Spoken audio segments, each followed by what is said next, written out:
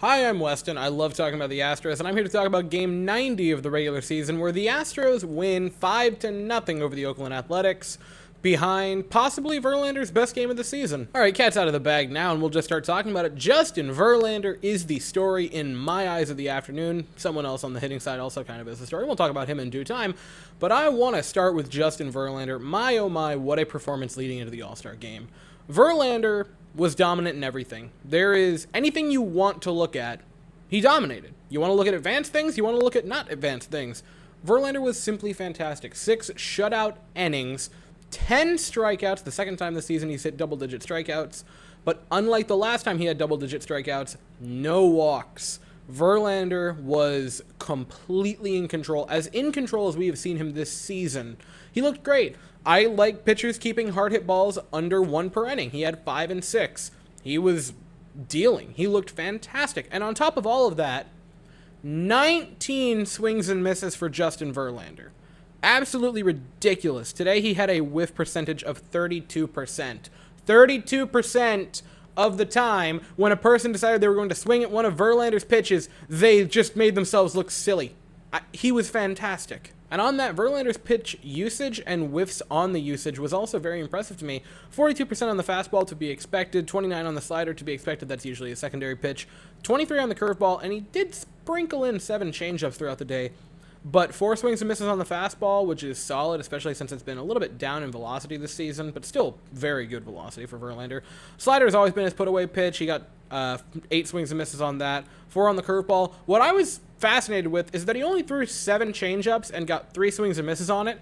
And whenever he threw a changeup, you could almost just hear the Oakland hitters like dial up. I think the most dominant plate appearance of Verlander's career as an Astro might have happened today, where he just bullied Sean Murphy. Ball 1 and then 2 swinging strikes at curveballs that were well below the zone, and then a swing and a miss on strike 3 on a slider that was practically in our dugout. I mean, he bullied Sean Murphy in that at-bat. It was comical. The relief pitching, look at that. Shocker, shocker. It was good. The relievers for the team just continue to be dominant. I don't know what to tell you either, man.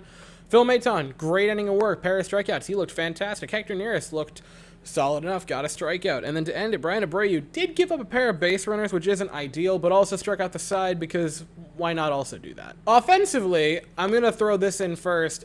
Later on in the game, Chas McCormick would hit an RBI single that would make it a 5-0 Astros lead. But I just need to get that out of the way because now I want to talk about Martin Maldonado. Second inning, 2 outs, the Astros rally and load the bases for Martin Maldonado. And you think, okay, you know, he's been hot recently. He's been cooking. Maybe he can get like an RBI single or like a double. And then he just skies one to the home run pump. Gone. I believe his 2nd career grand slam, his 9th home run of the season. And Martin Maldonado has hit a grand slam, ladies and gentlemen. It's a thing that happened. And job security is an interesting concept because Maldonado this season, still overall in the season, you know, look at all the numbers, it's still not great. But before, like, July, Maldonado was just one of the worst hitters in the league.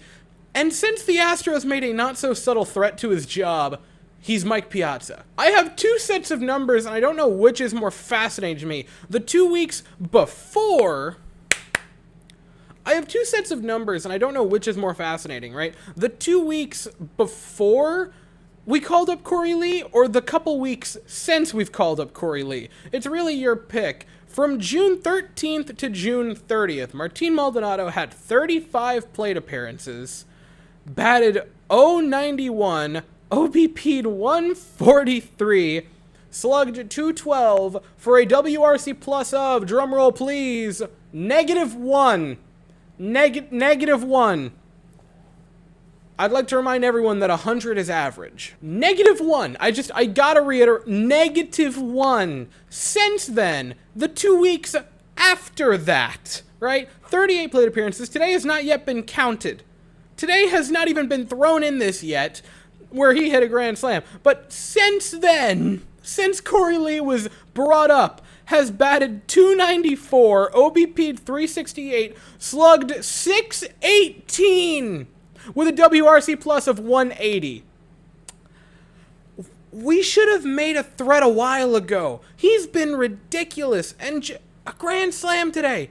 I made the joke recently-ish that if Martin Maldonado were just to start raking, the Matrix would kind of crumble in on itself. And to be honest, after the year of 2020, 2021, and so far of what 2022 has been, I honestly wouldn't even be surprised if this is all just a simulation and it's about to cave in. But Martin Maldonado is the bug that is about to make the entire world collapse. Just a spectacular display from the Astros battery combination, and I kind of alluded to it yesterday where the Astros were fine punting on yesterday's game to give us a little bit more time to rest and then start to bully them today and tomorrow, which seemingly after the first game of the series is what they planned on doing.